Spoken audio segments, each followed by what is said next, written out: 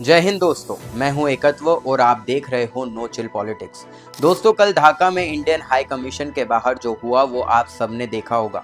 YouTube पर videos I, x पर clips viral हुई। क्लियर था कि कुछ लोग जानबूझकर इंस्टेबिलिटी क्रिएट करने की कोशिश कर रहे थे। अगर आप सोच रहे हो कि बात यहीं खत्म हो गई, तो नहीं, ये एंड नहीं था, ये सिर्फ शुरुआत थी।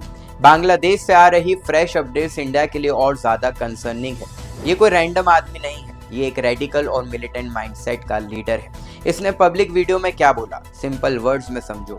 इस बार हम इंडियन हाई कमीशन के बाहर रुके, अगली बार हम अंदर घुसेंगे। बिल्कुल वही लैंग्वेज, बिल्कुल वही टोन, जैसे शेख हसीना के घर में घुसकर उन्हें भगाया गया था। वैसे ही वार्निंग अब इंडियन हाई कमीशन को दी जा रही है, ओपनली, ढाका से। और जैसे मैंने पहले कहा, ये सिर्फ बिगनिंग है। इसके बाद एक और नाम सामने आता है, हसनत अब्दुल्ला, जो पिछले कुछ दिन से हेडलाइंस में है।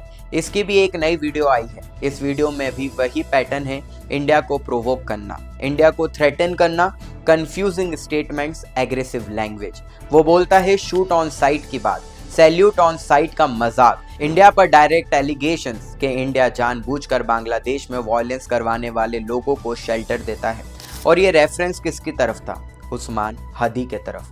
उस्मान हादी वही है जिसने ग्रेटर बांग्लादेश और ग्रेटर पाकिस्तान जैसे प्रोएक्टिव मैप सोशल मीडिया पर डाले थे, जिसका काम सिर्फ एक था, रीजन को डिस्टेबलाइज करना। तो पिक्चर क्लियर है, ये स्टेटमेंट्स रैंडम नहीं है, ये कोऑर्डिनेटेड हैं और ये रुकने वाले नहीं हैं। इंडिया को इस सिचुएशन को बहुत सीरियसली लेना होगा। अब बात करते हैं इंडिया के रिस्पॉन्स की। इंडिया ने रिएक्ट करना स्टार्ट कर दिया है। अभी रिस्पॉन्स डिप्लोमेटिक है, बट स्टेप्स लिए जा चुके हैं।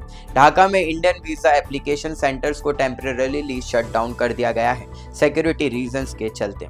कल शाम एक वीजा सेंटर बंद हुआ, आज सुबह न्यूज आई 2 और वीजा सेंटर्स क्लोज कर दिए गए हैं। ये डिसीजन बांग्लादेश गवर्नमेंट ने नहीं लिया, ये इंडिया का डिसीजन है, MEA के डायरेक्शंस पर। रीजन सिंपल है, वहां सिक्योरिटी सिचुएशन स्टेबल नहीं है और इंडिया अपने लोगों और सिस्टम को रिस्क में नहीं डाल सकता। अब इस डिसीजन का इम्पैक्ट किसको पड़ेगा? सीधा बांग्लादेश को। बांग्लादेश इंडिया वीजास का सबसे बड़ा रेसिपेंट है।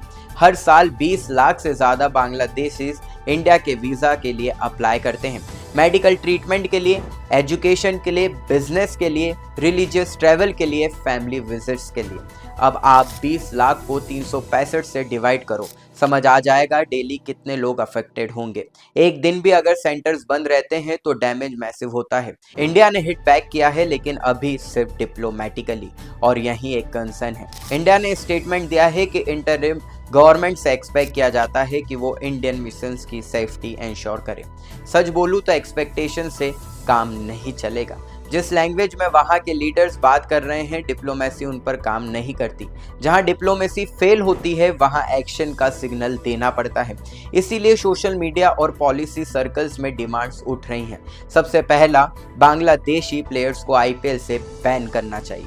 2 दिन पहले IPL ऑक्शन हुआ, मुस्तफिजुर रहमान KKR ने खरीदा 9.2 करोड़ में। वो IPL हिस्ट्री का सबसे एक्सपेंसिव बांग्लादेशी प्लेयर बन गया।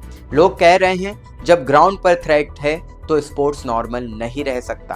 दूसरा, इंडिया बांग्लादेश बॉर्डर फेंसिंग को कंप्लीट करना चाहिए। अभी लगभग 80% फेंसिंग हो चुकी है, रिमेनिंग को फास्ट ट्रैक करना होगा। इलीगल माइग्रेशन को जीरो टॉलरेंस पर लाना होगा। और तीसरा, सिलीगुड़ी कॉरिडोर और 7 सिस्टर्स पर बार बार बोलने वालों को यह भी याद दिलाना होगा, बांग्लादेश के पास भी चिकन नेक है, चिट्टागोंग वाला, नॉर्थर्न बांग्लादेश वाला। अगर प्रोवोक करोगे तो रिस्पॉन्स भी आएगा। इंडिया एग्जैक्टली क्या करेगा ये टाइम बताएगा, लेकिन एक बात क्लियर है, बांग्लादेश में जो चल रहा है वो शांत नहीं हुआ है, वो अभी बस स्टार्ट हुआ है। आपका क्या व्यू है, कमेंट सेक्शन में ज़रूर बताइए। फिलहाल के लिए इतना ही। Thank you for listening, stay tuned and stay safe.